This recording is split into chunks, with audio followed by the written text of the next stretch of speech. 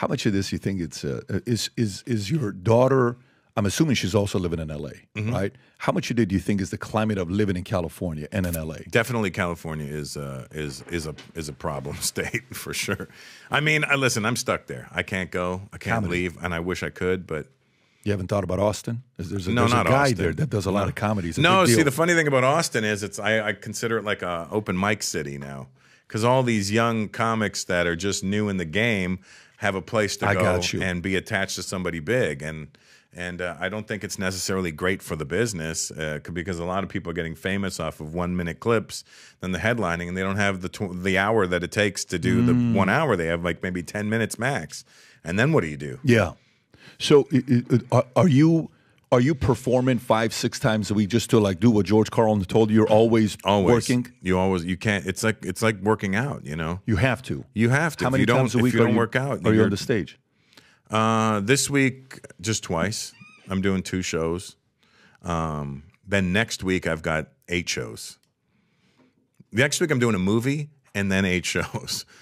And so I mean, it's just, you got to continuously work. Is it all in L.A. or no? Yeah, those are in Irvine at the Improv there next weekend. Yeah, so that makes sense. So California. So you got what? Is it New York? Is now New York one? Then California? Is it California, New York, Austin? Is it those 3? For comedy, I would say New York is always going to be number 1. New York's always because New York always produces the best comics, and that's where I became a better comic, was in New York.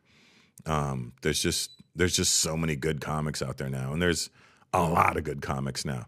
There's a lot of really good comics now. There's a lot of really shit ones too that are getting work, which is, it sucks for the good comics who don't have the quote unquote following.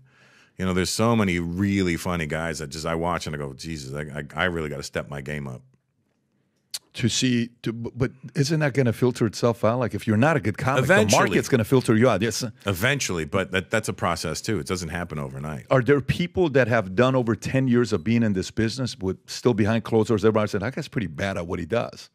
Oh yeah, there's plenty of them, and you know who they are. Like when you meet comics, any city I go to, I tend to let the locals go on stage. Because it's a full house. It's not really, they don't really get that opportunity very often. And most headliners that come in kind of shut off to everybody. And I never wanted to be that guy. I've always wanted to be like more gracious and welcoming to everybody. So I come to your city, you hit me up, I'll be like, yeah, come on, do 5 minutes or whatever.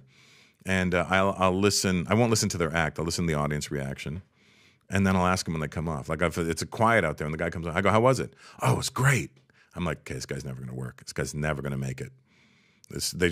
They're completely delusional and clueless that they fucking ate a dick up there just now. Yeah, and maybe liked it. Who knows? I mean, nowadays with I mean, I mean, some guys are into you never know comedic S&M. I guess that's right. That's right. In these uncertain times, if there's anything we need people to believe the future looks bright. So if you've heard about me saying this mission to you, we're on a mission to get 1 million people to wear this gear, and this is what we're doing.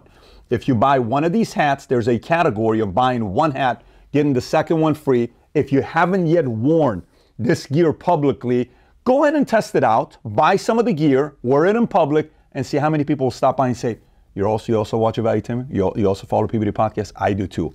Place your order. Go to vtmerch.com, click on the link above or below, place your order, and represent the VT and the PBD Podcast gear. Who did you see? Did you see anybody that was opening for you that was a nobody, and all of a sudden, boom, you're like, holy shit, what was that all about? And they were no name. Well, Matt Rife used to open for me. And what year? 2018. Did he use your model? Because you were one of the first guys on YouTube that you put your special blue I never put it out there. It just somebody else did. So it's not even on your own channel. It's not.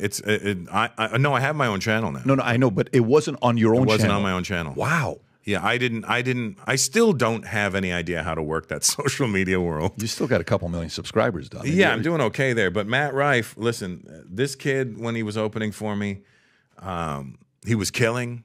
So I always knew, and look at him. The kid's destined to be a movie star. Look at the guy. He's not. Yeah. I used to, when he'd finish opening for me, I go, give it up for Matt Rife. He's my favorite lesbian comedian. Because he's pretty, you know what I mean? And, but I was watching him, and he was like, I remember he hit me up like, hey, do you think your agency would take a look at me or management? I go, yeah, I call my agent. I'm like, this kid's a home run. He's destined to be a star. I think you guys would be wise to sign him. Like, we don't see it. And I go, you serious? And then same with Theo Vaughn. I was like, Theo's also looking for an agent. Get out of here. I said, Theo's looking for an agent Oh, my too. God. And they're like, nah. Those are two misses. And I'm like, and now, yeah, my agent came back to me a year ago and was like, can you introduce him to me? Next time you offer us somebody, we're taking them. And now guess what? My same agency signed Matt. Oh, so they finally did. Yeah. Who is it? See, who's the agents? Is it who am I with? UTA. UTA? Got it. And UTA is one of the main ones for comedy, right? Comics are with UTA. Yeah. Theo, he's got like a top 5, top 10 podcast right now. Yeah. Theo is. I listen to him. His comedy. I'm like, he's got a little bit of that yogi comedy. He tells the joke 7 seconds later. Like, oh my God, that was the funniest thing I heard in my life. Yeah.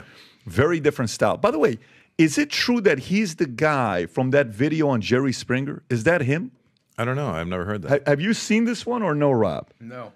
Go to YouTube, type in Theo Vaughn preaching. Okay? Have you seen this? Oh, I can't wait to see if you've seen it. Okay, the top video. Click on that one. It's a deep fake, it says. But watch this here.